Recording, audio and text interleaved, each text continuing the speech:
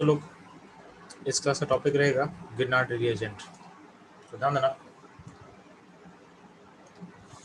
गिरनार्ड reagent one of the most important topic होता है, ठीक है, आपके ऑर्गेनिक केमिस्ट्री का।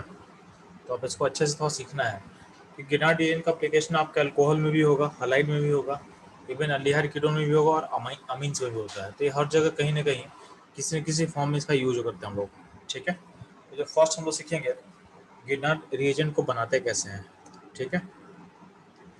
गिरनार्ड रिएजेंट होता है उसको हम लिखते हैं RMGX। आर का मतलब अल्काइल ग्रुप, Mg मेटल और X क्या होता है हेलोजन।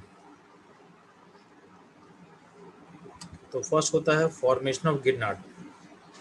तो गिरनार्ड को बनाओ कैसे, तो ध्यान ना, जब भी आप RX में ऐड करते हो Mg यानी मैग्नीशियम मेटल, और यहाँ पे एक ड्राई ईथर लेते हैं, ड्राई ईथर।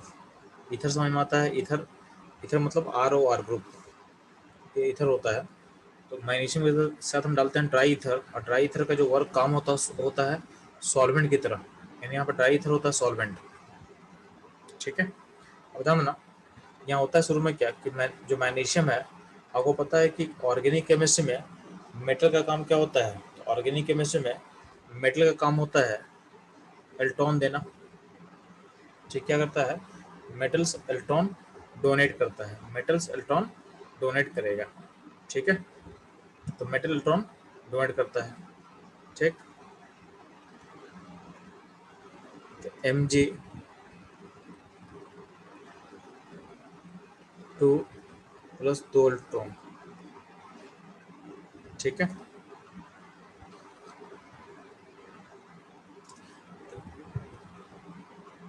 तो Mg 2 इलेक्ट्रॉन क्या करेगा, डोनेट करेगा। अब होता क्या है, आप RS का बॉन्ड तोड़ो, RS का बॉन्ड तोड़ोगे तो क्या होगा, आपका R प्लस बनेगा और X माइनस बनेगा, R plus and X minus बनेगा। और जो 2 इलेक्ट्रॉन Mg लूज किया है वो क्या करेगा, वो R प्लस पे अटैक कर लेगा। तो ध्यान देना, R पे चार्ज प्लस था तो उसमें जो पहला इलेक्ट्रॉन अटैक करेगा तो प्लस चार्ज न्यूट्रलाइज हो जाएगा और बनेगा रेडिकल।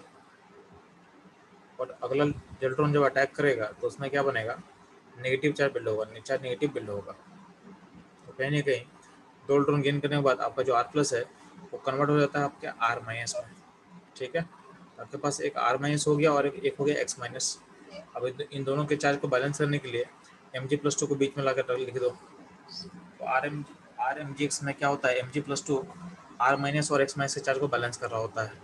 और ध्यान देना, अगर इसका बॉन्ड का टाइप देखोगे तो इसका जो होता है 50% कोवेलेंट करेक्टर होता है, 50% कोवेलेंट करेक्टर होगा, ठीक है। यानी इसमें 50% कोवेलेंट करेक्टर होता है और 50% आयनिक करेक्टर होता है, ठीक। तो ध्यान ना, आपका जो गिरनार्ड रिएजेंट है, आपको ये बात समझ में आना चाहिए कि गिरनार्ड रिएजेंट में मेरे पास मिलता मेरे को है R माइनस, आपको R माइनस मिलेगा, आपको R माइनस मिलेगा, ठीक है। अब ध्यान दोगे तो यहाँ पे जो हम बात कर रहे हैं, यहाँ पे जो इलेक्ट्रॉन अटैक हो रहा है ना, यानी यहाँ जो पूरा प्रोसेस हो रहा है ये हो रहा है SN2 प्रोसेस हो रहा है। यानी गिरनार्ड प्रिपरेशन में SN2 प्रोसेस का रोल हुआ है। तो अगर बोला जाए कि गिरनार्ड रिएक्शन फास्ट किस में होगा, तो अगर हम हाइड्रोजन को चेंज करेंगे तो सबसे फास्ट तब होगा जब हाइड्रोजन होगा I माइनस, यानी I होगा, फिर Br होगा, फिर Cl होगा, यानी ये आपके गिरनार्ड के फॉर्मेशन का रेट होगा। यानी हाइलाइट को आप चेंज करोगे तो इस तरह से चीज़ फॉर्म करेगा, ठीक। अब ध्यान ना, जो डाई ईथर होता है इसका काम क्या होता है, तो आपको पता है कि Mg जो है Mg प्लस 2 मतलब इसमें कितना हो चुका है, 10 हो चुका है। Mg मतलब 12 इलेक्ट्रॉन था, अब 10 हो चुका है। तो उसको अगर अपना ऑक्टेट पूरा करना है तो कितना बॉन्ड बनाना पड़ेगा, 4 बॉन्ड बनाना पड़ेगा। तो चूंकि एक कोवेलेंट करेक्टर इसमें है तो कहीं ना कहीं इसमें ऑक्टेट पूरा करने का भी क्या होगा, उसी तरह भी इंक्लाइंड होगा। तो होता क्या है कि Mg जो होता है, Mg में 2 बॉन्ड बनेगा, एक्स एक R के साथ एक एक्स के साथ बॉन्ड बना हुआ है। और जो ड्राई ईथर है, ड्राई ईथर का जो लोन पेयर है वो कहीं ना कहीं कोऑर्डिनेट बॉन्ड फॉर्म करेगा और Mg को देगा। यानी इस केस में जो ईथर होता है इलेक्ट्रॉन डेंसिटी दे के Mg को स्टेबल करता है। Ether stabilizes ether stabilizes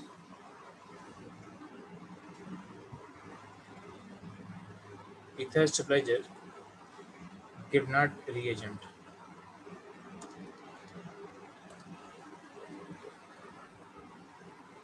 Ether stabilizes Grignard reagent. In ether Grignard reagent को क्या करेगा, स्टेबलाइज करेगा। ठीक है, ये ध्यान देना। तो अगर मान लेते हैं कभी कभी क्या करता है ना, आपका सॉल्वेंट बोलेगा कि कौन सा सॉल्व किस में Grignard फॉर्म नहीं करेगा। अब चेक करना, जब भी यहाँ पे सॉल्वेंट अगर ईथर ना होना तो Grignard फॉर्म करना मुश्किल हो जाएगा।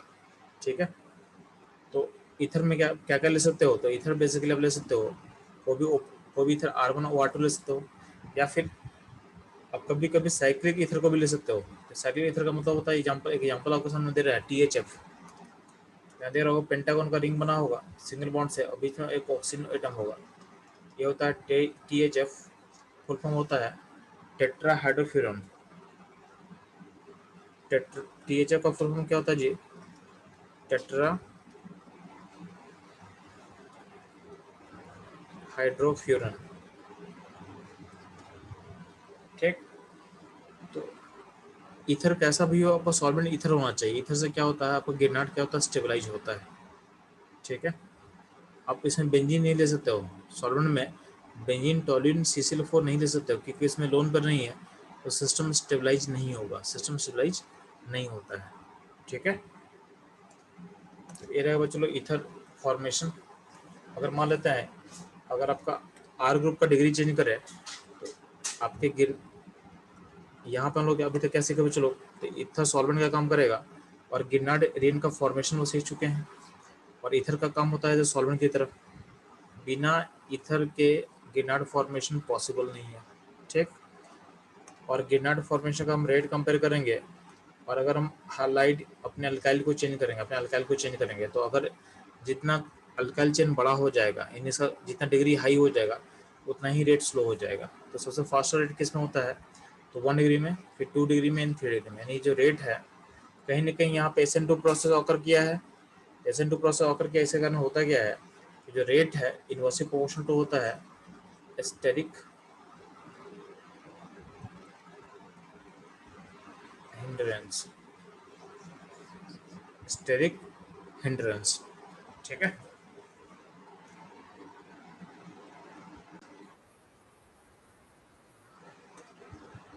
अगर आपको ऐसा क्वेश्चन दिया हो कि हम यूज कर रहे हैं RX और यहाँ Mg लिख दिया जाए और यहाँ पे लिख देंगे CCl4 और यहाँ लिख देंगे Mg THF, यहाँ लिख देंगे Mg इन बेंजीन, यहाँ Mg लिख देंगे और लिख देंगे ROR।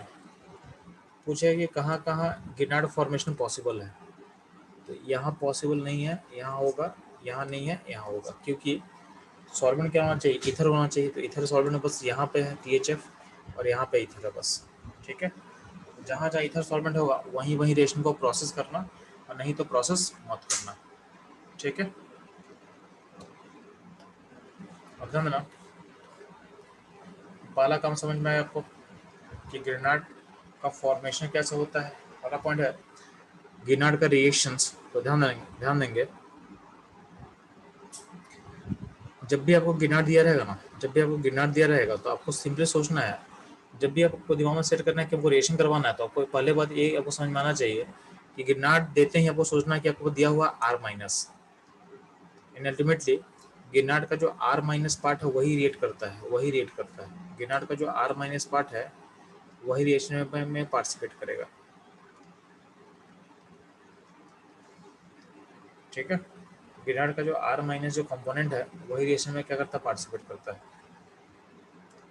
तो ध्यान देना, जो CH3X है उसमें डालेंगे हम Mg ड्राई था, तो क्या बनेगा, Grignard बनेगा CH3MgX।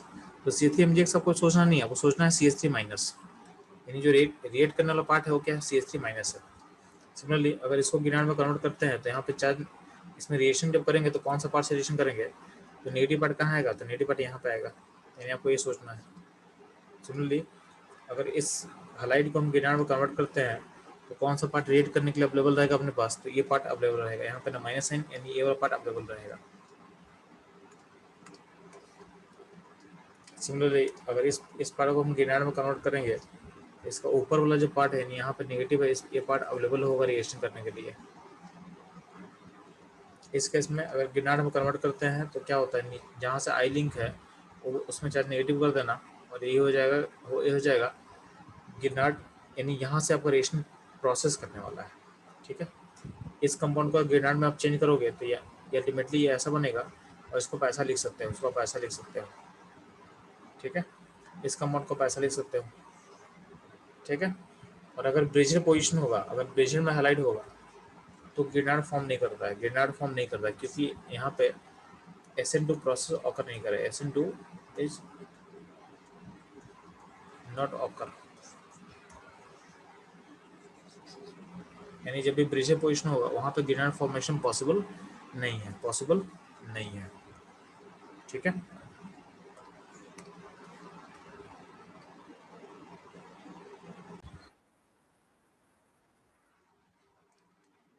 तो ध्यान देना, अगर आपके पास कोई ऐसा एक बच्चों का डाउट निकल रहा है कि अगर मान लेते हैं ऐसा कंपाउंड लेंगे तो गिनार बनेगा कि नहीं बनेगा। ठीक है, तो अगर इसमें हम ये डालेंगे तो यहाँ गिनार फॉर्मेशन पॉसिबल है। क्यों पॉसिबल है? क्योंकि बॉन्ड तोड़ना बहुत आसान है। बॉन्ड तोड़ना आसान क्यों है? क्योंकि यहाँ पे अगर अनायन फॉर्मेशन होगा तो ये सिस्टम एरोमेटिक बन जाएगा, तो ये बनना पॉसिबल है, इसलिए यहाँ पे ये पॉसिबल होगा। ठीक है, यानी गिनार आपको ऐसा बन जाएगा, और यहाँ पे अनायन स्टेबल है। अनायन क्या है? स्टेबल है, तो स्टेबल से कोई दिक्कत नहीं है, स्टेबल हो तो कोई दिक्कत नहीं है, फॉर्मेशन हो जाएगा, तो गिनार का फॉर्मेशन हो जाएगा यहाँ पे। ठीक है,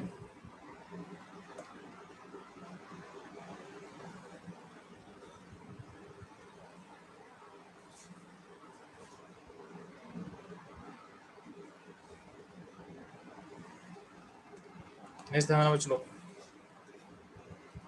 अगला मूव करते हैं। गिनार फॉर्मेशन समझ में आ गया आपको? इस बात को अप्रिशिएट करना है कि गिनार का जब भी रिएक्शन करोगे तो आपको लेना है R माइनस, यानी जहाँ पे भी गिनार बनने वाला है उस पर माइनस लेके आप सोचोगे, यानी आपको CH3MgS नहीं लिखना है, आपको लिखना है CH3 माइनस लिखना है। सिमिलरली आपको RMgS नहीं लिखना है, आपको लिखना है, आपको R माइनस लिखना है, आपको R माइनस लिखना है। ठीक, ध्यान देना,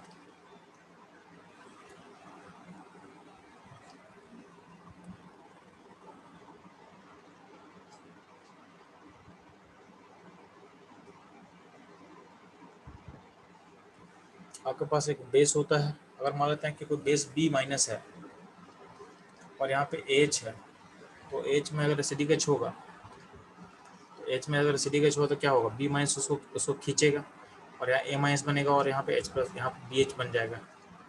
कहीं ना कहीं अगर B को हम बेस मान रहे हैं तो B का जो बेसिसिटी है वो प्रोपोर्शन टू होता है, वो इन्वर्सली प्रोपोर्शन टू होगा स्टेबिलिटी ऑफ आयन, यानी B माइनस आयन जितना अनस्टेबल होगा, जितना अनस्टेबल होगा उतना ही क्या होगा? बेसिसिटी क्या होगा? हाई होगा, उतना का बेसिसिटी क्या होगा? ज़्यादा होगा। B माइनस जितना अनस्टेबल होगा उतना ही आपका बेसिसिटी क्या होगा? ज़्यादा होने वाला है। ठीक है, तो जितना जितना अनस्टेबल आयन होगा उतना अच्छा बेस होता है। अब ध्यान ना, आपको जो आयन स्टेबिलिटी होता है वो कहीं ना कहीं इलेक्ट्रोनेगेटिविटी के प्रोपोर्शनल होता है। जितना ज़्यादा आपका जो सेंटर है ज़्यादा इलेक्ट्रोनेगेटिव अगर होता है, उसको उसमें क्या होता है? आयन क्या स्टेबल हो जाएगा। तो ion stability proportional to electronegativity, इस फैक्टर को हम फोकस करेंगे जब हम पीरियड के लॉन्ग देखते हैं। जब हम पीरियड के लॉन्ग देखते हैं तो इस फैक्टर को हम ज़्यादा फोकस करेंगे। अगला पॉइंट है कि ion stability proportional to resonance. आपके आयन में जितना रेजोनेंस होगा उतना सिस्टम क्या होगा? स्टेबल होगा, उतना सिस्टम क्या होगा? स्टेबल होगा। ठीक है, और ion stability direct proportional to क्या होगा? साइज होगा।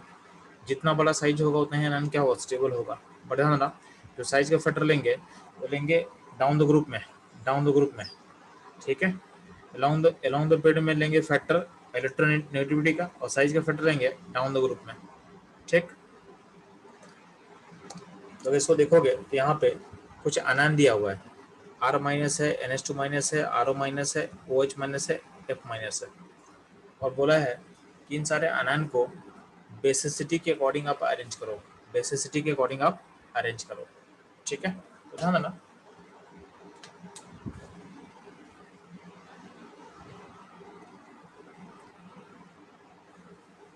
यहाँ पे चार्ज नेगेटिव कहाँ है, पहले में R माइनस मतलब कार्बन पे है, C माइनस है, R माइनस मतलब C पे है चार्ज, NH2 मतलब चार्ज किस पे है, N पे चार्ज है, RO में चार्ज O पे है, OH में चार्ज O पे है और F में चार्ज F पे है। तो कार्बन, नाइट्रोजन, ऑक्सीजन, फ्लोरीन सारा सेम पीरियड का एलिमेंट है। तो इनको जब इनके स्टेबिलिटी को हम कंपेयर करेंगे तो जो हम देखेंगे कि कौन ज़्यादा अल्टरनेटिव है। तो ज़्यादा अल्टरनेटिव कौन दिख रहा है आपको, F माइनस, तो ज़्यादा स्टेबल होगा। फिर OH और RO में क्योंकि R का प्लस आई इफेक्ट होता है, तो प्लस आई इफेक्ट अगर R का होगा तो क्या होगा, आपका जो ऑक्साइड आयन है उसको अनस्टेबल करेगा, उसको अनस्टेबल करेगा। ठीक है, तो कहीं ना कहीं OH minus and RO minus में ज़्यादा स्टेबल कौन होगा, तो होगा OH माइनस, फिर होगा RO माइनस। ठीक, अब आता है NH minus and C minus में। तो NH माइनस, N और C में ज़्यादा अल्टरनेटिव कौन होता है, N होता है, तो NH2 माइनस ज़्यादा स्टेबल होगा देन R माइनस पे। ये हो गया ऊपर वाले सारे आयन का स्टेबिलिटी का ऑर्डर। ऊपर का जितना भी आयन है उसका स्टेबिलिटी का ऑर्डर आपको मिल चुका बच्चों लोग।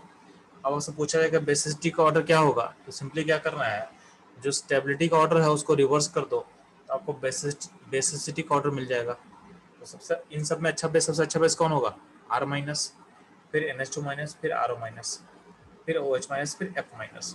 ठीक है, आप लोग पढ़ते हो कि RO माइनस का मतलब होता है alcoholic H, alcoholic H very strong base होता है। और OH माइनस कहाँ से आता है, OH माइनस आता है NaOH से या KOH से। ठीक है, तो आपको दिख रहा होगा कि NaOH KOH बहुत अच्छा बेस होता है, अल्कोहलिक KOH बहुत अच्छा बेस होता है। तो आपका जो R माइनस है, यानी R माइनस का मतलब गिरनार्ड रिएजेंट, आपका जो गिरनार्ड रिएजेंट है उसमें R माइनस जो बेस की तरह काम कर रहा है। तो कहीं ना कहीं आपका जो R माइनस है उसका बेसिक स्ट्रेंथ काफ़ी ज़्यादा स्ट्रॉन्ग होगा, यानी आपका जो OH है, अल्कोहल है, उनसे ज़्यादा बेसिक क्या होता है आपका R माइनस, यानी गिरनार्ड का जो R है वो बहुत ज़्यादा बेसिक होता है, बहुत ज़्यादा बेसिक होगा। ठीक है, तो बहुत ज़्यादा बेसिक का इम्पैक्ट क्या पड़ता है, ध्यान देना। जो गिरनार्ड रिएजेंट है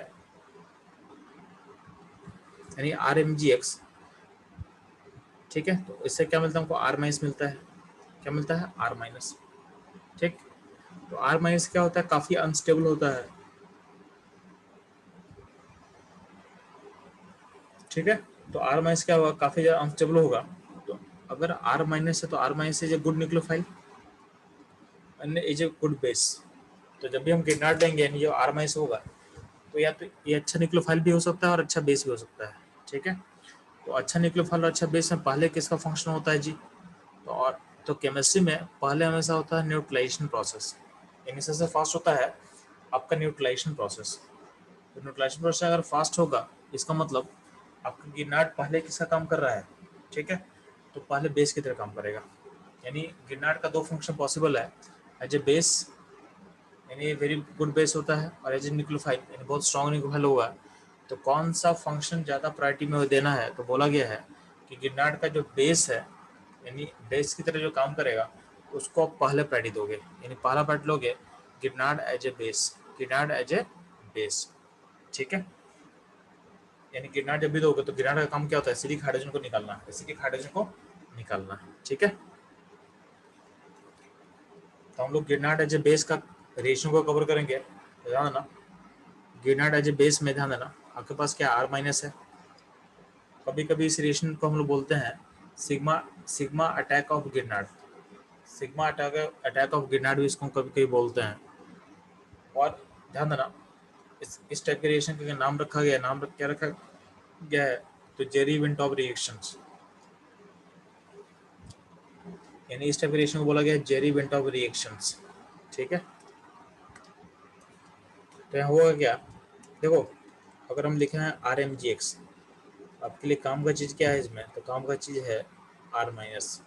ठीक है, काम का चीज़ आपके पास है R माइनस, तो R माइनस मिल लिए।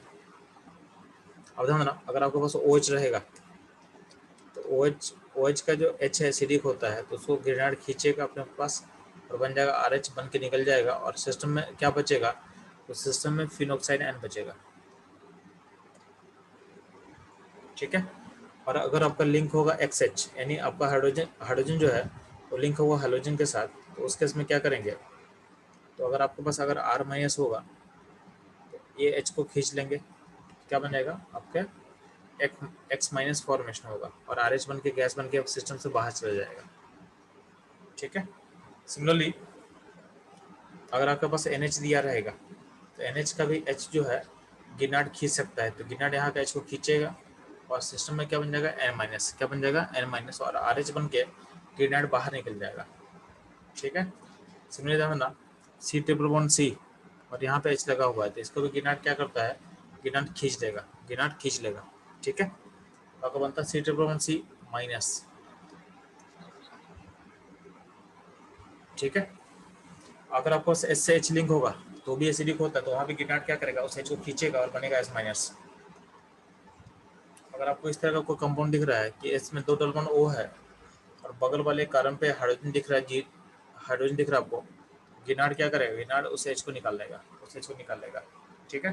और आपको जो नया नेगेटिव बना यहाँ पे, तो उसमें रेजोनेंस हो के कहीं ना कहीं नेगेटिव स्टेबलाइज करेगा, कहीं ना कहीं नेगेटिव स्टेबलाइज करने वाला है, ठीक है।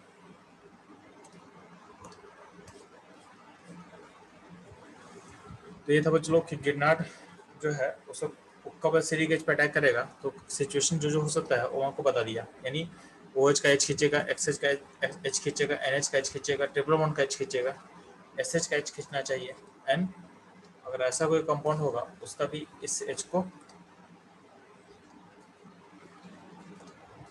खींच सकता है, ठीक है।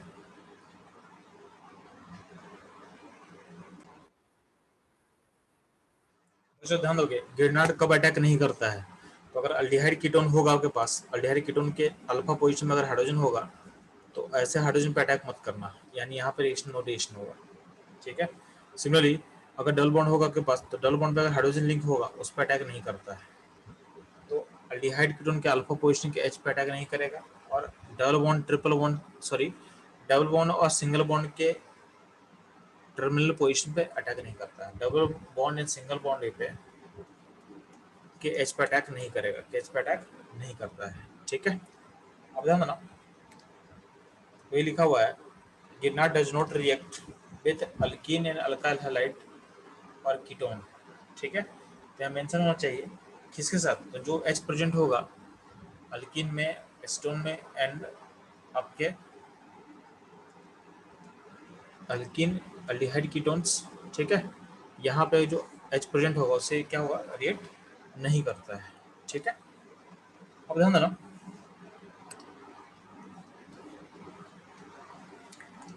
हम लोग बात करते हैं वाटर में, तो ध्यान देना वाटर में क्या होता है, HOH होता है, तो अगर गिरनाट रिएजेंट आप लोगे, गिरनाट में R- होता है, तो R- क्या करेगा, फटाफट क्या करेगा, गिरनाट फटाफट क्या करेगा R- में इस एच को खींच लेगा, इस एच को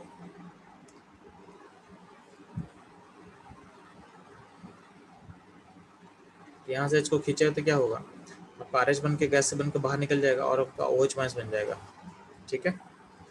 तो ध्यान देना, तो अगर वाटर अगर सिस्टम में रहे तो वाटर से गिरनाट फटाफट रीड कर लेगा, तो this is the reason why it is stored in the dry ether. आपको दिख रहा है कि अगर वाटर का एक एक ड्रॉप भी होगा, एक ड्रॉप से क्या होता है, गिरनाट का सारा रिएक्टेंट है वो रिएक्ट कर जाएगा, ठीक है। तो फटाफट यहाँ पे क्या होगा, सारा गिरनाट का जो R- है वो H के साथ रिएक्ट करके RH बन के निकल जाएगा, ठीक है। तो इसलिए इसलिए बोला गया है कि गिरनाट को ड्राई ईथर में हम स्टोर करते हैं, उसमें वाटर नहीं होना चाहिए। अगर मान ले कि वाटर का एक ड्रॉप भी अगर बच जाएगा ना, वाटर का ड्रॉप भी बच जाएगा, यानी वाटर अगर स्मॉल क्वांटिटी में ही अगर अवेलेबल होगा तो भी उसमें ग्रेनाडियन क्या करेगा, उसमें रिएक्ट करके आर एच गैस बन के निकल जाता है बाहर, यानी आपको आपका पूरा का पूरा केरोसिन गैस जो है, यानी जो पूरा का पूरा जो आपके पास दिख रहा है यहाँ पे, यानी अगर मान लेते हैं कि अगर हम गिरनाड में अगर एक ड्रॉप ही अगर हम वाटर डाल देते हैं तो हुआ क्या कि पूरा का पूरा गिरनाड रिएजेंट है उसे रेट कर जाएगा, आपके पास गिरनाड रिएजेंट बचेगा नहीं, बचेगा ही नहीं। इसलिए क्या करते हैं वाटर को हम सिस्टम से हटा कर रखते हैं, वाटर को सिस्टम से हम हटा कर रखते हैं। तो presence of even little amount of Grignard water can consume our all Grignard reagent. जिससे हम लोग क्या करते हैं, गिरनाट का जो प्रिपरेशन है, गिरनाट का स्टोरेज है, उसमें वाटर नहीं होना चाहिए, यानी एसिडिक हाइड्रोजन नहीं होना चाहिए। एसिडिक हाइड्रोजन होगा तो आपका पूरा सिस्टम को, यानी पूरा जो एसिडिक हाइड्रोजन है उसको गिरनाट रिएजेंट क्या करेगा, उसके साथ रिएक्ट करके उसको खत्म कर सकता है। ठीक है, अब ध्यान देना, गिरनाट का जो रिएक्शन है तो मैं आपको बता रहा हूँ। तो जब भी आपके पास एसिड होगा यानी OH लिंक है, तो गिरनाट क्या करेगा, उस H को लेगा और RH बन जाएगा और यहाँ पे नेगेटिव बन जाएगा। सिमिलरली SH का H खींच लेगा, NH2 से एक H निकालेगा। ठीक है, तो पॉइंट आता है यहाँ से 2H क्यों नहीं निकाल रहा है, यहाँ से 2H निकालने में क्या प्रॉब्लम होगा। RNH2 से भी देखो एक H निकला हुआ है। ठीक है, तो उसको हम देखेंगे कि क्यों एक निकलता है। सिमिलरली आपका यहाँ पे N पे H है, उसको निकाल दिया गया है, यहाँ पे ट्रिपल बॉन्ड पे H है, उसको निकाल दिया गया है, यहाँ पे ROH है, यहाँ पे भी OH है, यहाँ भी HH निकाले गया है, यहाँ पे HH को निकाला गया है।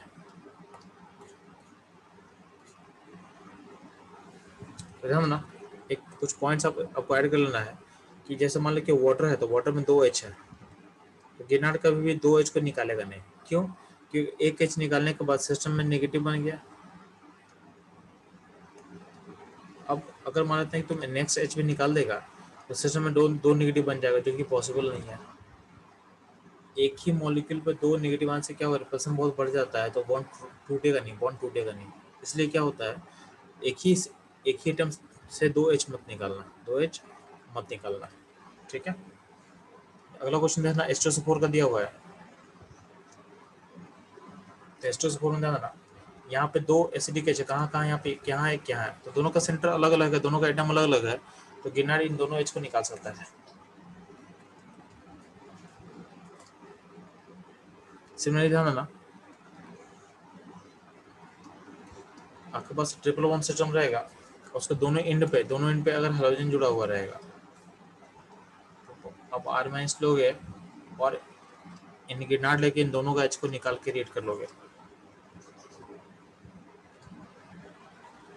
ठीक है, सिमिलरली अगर ऐसा मॉलिक्यूल दिया हुआ है, यहाँ से H निकलेगा, यहाँ से H निकलेगा, तो अल्टीमेटली कंपाउंड ऐसा बनेगा।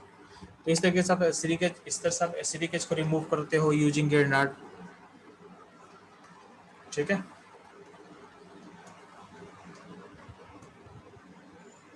तो मेरा आपके साथ एक क्वेश्चन दिया हुआ है, तो ध्यान देना, इस क्वेश्चन में बड़ा सा फिगर बनाया हुआ है और बोला है इसका एक मोल लिया हुआ है, इसका एक मोल लिया हुआ है। तो बोला है इसमें गिरनाट डालेंगे CH3MgX एक्सेस में, तो बोला है CH4 गैस कितना बनेगा, CH4 गैस का वॉल्यूम कितना होगा एट HTP। ठीक है, इस बड़े मॉलिक्यूल में हम गिरनाट ऐड करें CH3 माइनस यानी C3MgX, तो CH3 माइनस, इसमें से CH3 माइनस मिलेगा, जो कि एसिडिक H को खींच के क्या बनेगा, CH4 क्या बनेगा, CH4 फॉर्म करेगा। ठीक, तो आपको बस ये बताना है कि जो CH4 का फॉर्मेशन हो रहा है उसका कितना वॉल्यूम होगा STP पे, यानी जो CH4 बनेगा उसका कितना वॉल्यूम होगा STP पे, वो वॉल्यूम मुझे बताना है आपको। ठीक है, तो फटाफट जल्दी से बताएंगे कि CH4 जो बनने वाला है इस कंपाउंड से रेट करके उसका मोल कितना होगा, उसका वॉल्यूम कितना होगा STP पे। ठीक है, चलो तो फास्ट आप लोग आंसर बताएंगे आप लोग।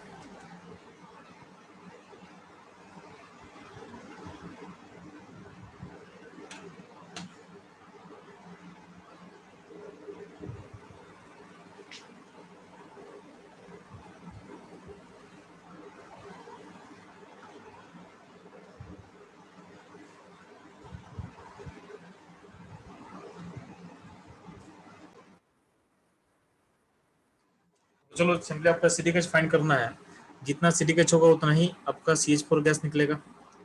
तो CH3MgX गिरनाट रिएजेंट एक्सेस में दिया हुआ, तो उसमें क्या कौन सा आन अटैक करेगा, तो CH3 माइनस अटैक करने वाला है। कहाँ कहाँ अटैक करेगा, तो जहाँ जहाँ CDH होगा, तो यहाँ देखो, यहाँ पे एक CDH एक हुआ, OH यहाँ पे एक H हुआ, यहाँ पे एक H हो जाएगा 3।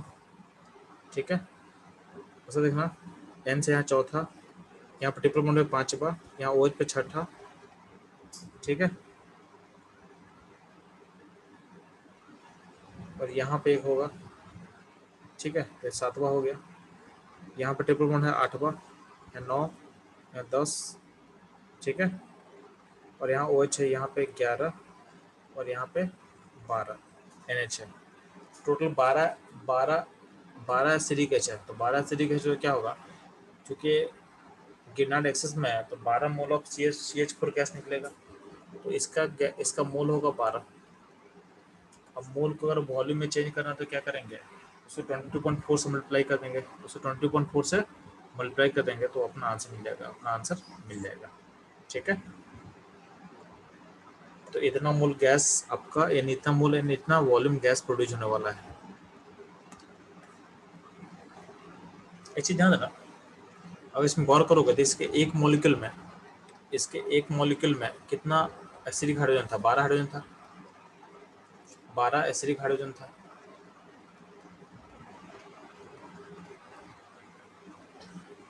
तो जितना एसिडिक हाइड्रोजन होगा उतना ही मोल गिरनाट का कंज्यूम करेगा, जितना एसिडिक हाइड्रोजन होगा उतना ही मोल गिरनाट का कंज्यूम करेगा, ठीक है। तो ध्यान ना, तो कंपाउंड के एक मोल में 12 एसिडिक हाइड्रोजन है। तो कभी कभी पूछता है एसिडिक हाइड्रोजन निकालने का तरीका क्या होता है, तो ध्यान ना, तो मान लेते हैं कि कंपाउंड का एक मोल में जितना गिरनाट कंज्यूम होगा, कंपाउंड के एक मोल में जितना गिरनाट कंज्यूम होगा उतना ही नंबर ऑफ एसिडिक हाइड्रोजन होगा, क्योंकि जितना एसिडिक हाइड्रोजन होगा उतना ही गिरनाट कंज्यूम होने वाला है, तो यहाँ पे रेशियो लिख रहे हैं कि number of Grignard consume per mole of compound, the number of mole of Grignard consume per mole of compound equal to acidic hydrogen. तो जितना मोल गिरनाट का कंज्यूम होगा एक मोल कंपाउंड से, यानी एक मोल कंपाउंड जितने मोल गिरनाट को कंज्यूम करेगा उतना ही एसिडिक हाइड्रोजन प्रेजेंट होगा आपके कंपाउंड में उतना ही एसिडिक हाइड्रोजन क्या होगा, प्रेजेंट होगा, ठीक है। तो अगर ये आपको समझ में आ रहा है तो आप एक क्वेश्चन करोगे।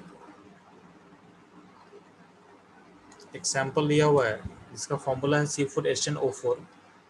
इस सैंपल का वेट है 20 ग्राम, और यहाँ पे एक्सेस में गिरनाट रिएजेंट को डाल रहे हैं। कौन सा गिरनाट रिएजेंट डाल रहे हैं हम लोग, CH3MgBr डाल रहे हैं, ठीक है।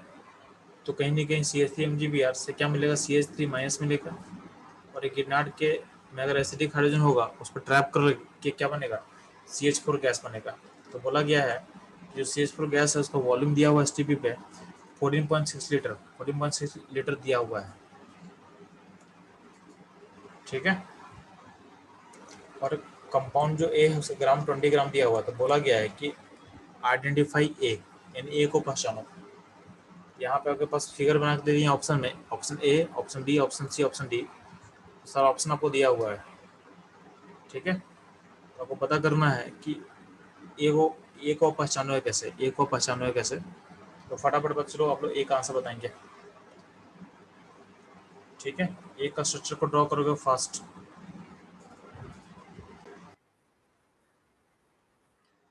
आप लोग क्या करो बच्चों लोग, इस कंपाउंड को पहले मोल निकाल लो। तो 20 ग्राम दिया हुआ है, इसका मोलो मास निकाल लेना। तो कंपाउंड का मोल कितना रहा आपका ध्यान देना, तो कंपाउंड का मोल इतना आ जाएगा 20/122। तो कंपाउंड का मोल, और कहीं ना कहीं यहाँ जो गिरनाट रिएजेंट है तो जो मोल ऑफ गिरनाट होगा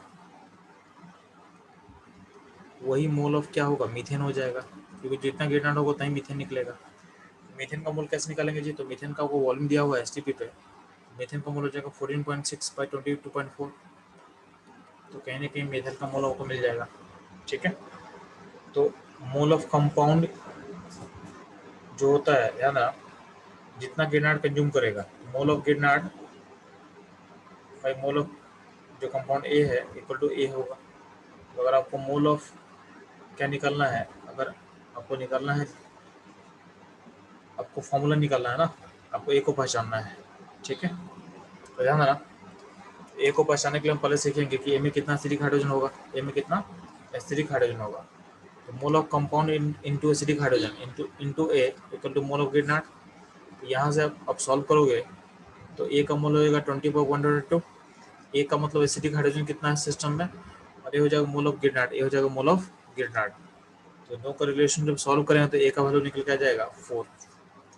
ए का वैल्यू 4 है, इसका मतलब आपके कंपाउंड में 4 एसिटिक एच है, यानी आपके कंपाउंड में 4 एसिटिक एच होना चाहिए, तो 4 OH होना चाहिए, 4 OH होना चाहिए। 4 OH यहाँ भी है, 4 OH यहाँ पे, 4 OH यहाँ भी है। बट होता क्या है, जो ऑप्शन सी है, सी का जो मॉलिक्यूलर फॉर्मूला है वो इसको सेटिस्फाई नहीं करेगा, इसको सेटिस्फाई नहीं करेगा, यानी option C is not possible, क्योंकि जो फॉर्मूला है और जो फिगर है वो सेम नहीं है, मैच नहीं कर रहा है, मैच नहीं कर रहा है। ऑप्शन सी को आप हटा देना। तो नेट आपका आंसर क्या होगा, तो ऑप्शन आंसर होगा एक ए होगा और एक सी होगा, सॉरी एक बी होगा। इस फॉर्मूला जो कंडीशन लिखा हो, इस कंडीशन में ऑप्शन ए ही मैच करेगा और बी ही मैच कर जाएगा। ओवरऑल आंसर क्या होगा, सी एंड डी होगा। ओवरऑल आंसर क्या होगा आपका, ए और बी होगा। तो आपका ए भी सही है, बी भी सही है। अब ऑप्शन डी टिक करोगे, यानी बहुत A and B are right. ठीक है, ये ध्यान देना आपको। ठीक है, सारा ने आपका आंसर सही था बच्चा। ठीक है, तो बच्चों इस हम लोग गिरनार्ड रिएजेंट का सिग्मा अटैक यानी एसिडिक एच पे कैसे रेट करता है आपका गिरनार्ड रिएजेंट, उसको हम लोग कवर कर लिए हैं। ठीक है, तो बच्चों लोग सेशन नहीं पैच का इन करेंगे हम लोग।